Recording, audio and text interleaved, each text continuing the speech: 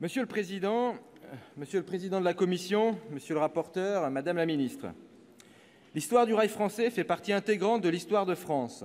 Il s'agit d'un patrimoine national, de ceux qui font la grandeur de notre pays, de ceux auxquels les Français sont particulièrement attachés.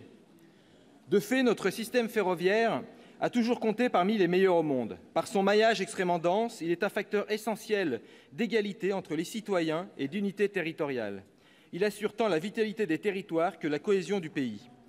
Alors que la fracture territoriale et la transition écologique comptent parmi les défis majeurs du siècle, il est primordial de préserver notre réseau et notre excellence ferroviaire.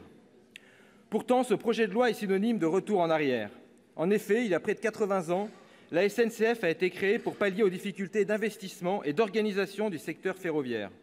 En 1937, pour mettre un terme à la myriade inopérante de petites compagnies privées, le Front populaire décide de les unifier en une seule compagnie nationale.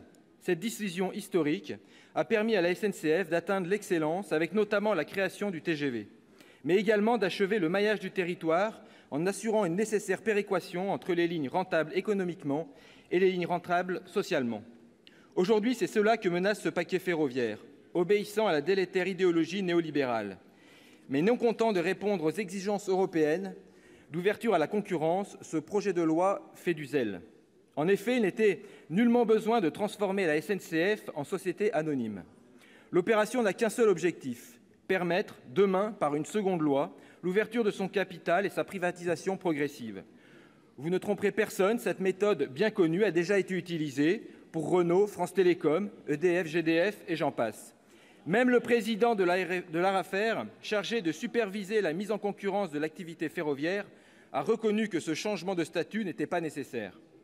La seule vertu, si j'ose dire, de ce changement est qu'il oblige le gouvernement à s'intéresser enfin à la dette de SNCF Réseau pour ne pas tuer dans l'œuf la future SA. Cette dette, largement imputable à une stratégie étatique mal pensée du tout LGV, obère toute capacité de rénovation et de modernisation de notre réseau ferré. Pourtant, cette vétusté est telle que l'on peut s'estimer heureux qu'il n'y ait eu à ce jour qu'un seul Brétigny-sur-Orge.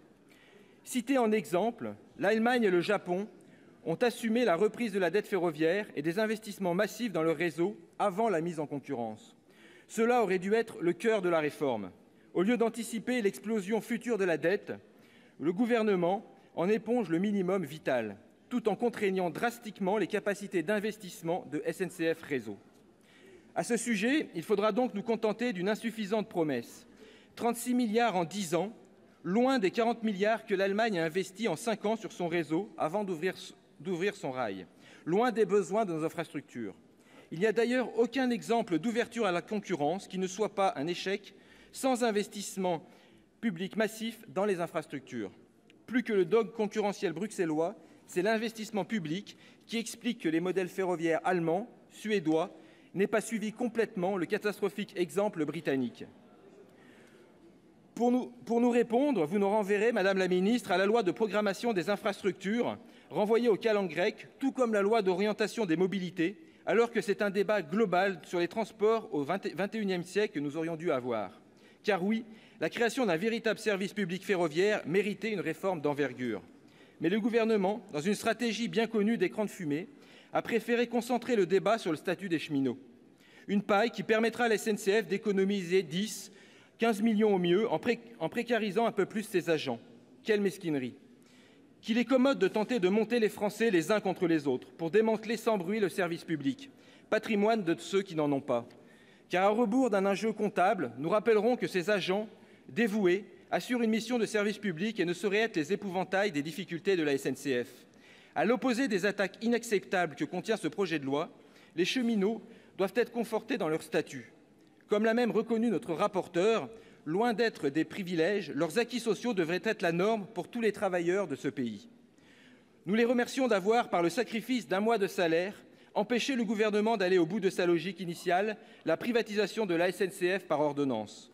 Car, grâce à leur engagement, la potion qui sortira du Sénat sera, je l'espère, un peu moins amère. Néanmoins, selon une logique libérale bien connue de privatisation des profits et de socialisation des pertes, c'est tout le réseau secondaire qui restera à la charge du contribuable.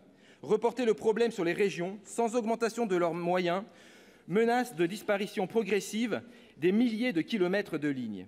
En Allemagne, ce sont ainsi 10 000 kilomètres de lignes, 20 % du réseau, qui ont disparu en 20 ans. En France, Spinetta nous en promet 9 000.